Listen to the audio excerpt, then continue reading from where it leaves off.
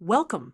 In this lesson, we integrate the 12 principles of green chemistry with systems engineering models. We will build intuition chemically, mathematically, statistically, and graphically. First, a quick, high-level tour of the 12 principles. Think of them as design targets that your model should explicitly measure or constrain. Systems view. We treat a process as a block with inputs and outputs.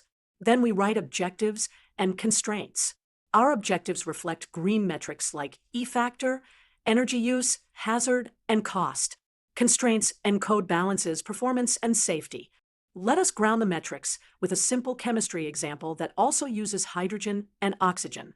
Consider forming water from hydrogen and oxygen, which is atom efficient, and then contrast with a side reaction that produces waste. We will quantify atom economy and the E-factor and visualize waste contributions. Green performance emerges from kinetics and energy flows. Here is a minimal model with a main reaction and a side reaction, and an energy balance for a well-mixed reactor. Design is about trade-offs.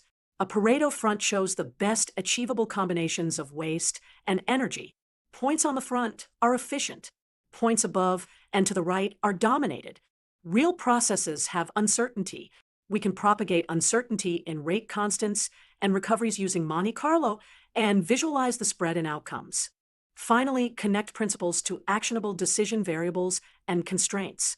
For example, choose renewable solvents, increase catalysis, reduce protection steps, lower temperature with better catalysts, and build real-time analysis to prevent off-spec waste.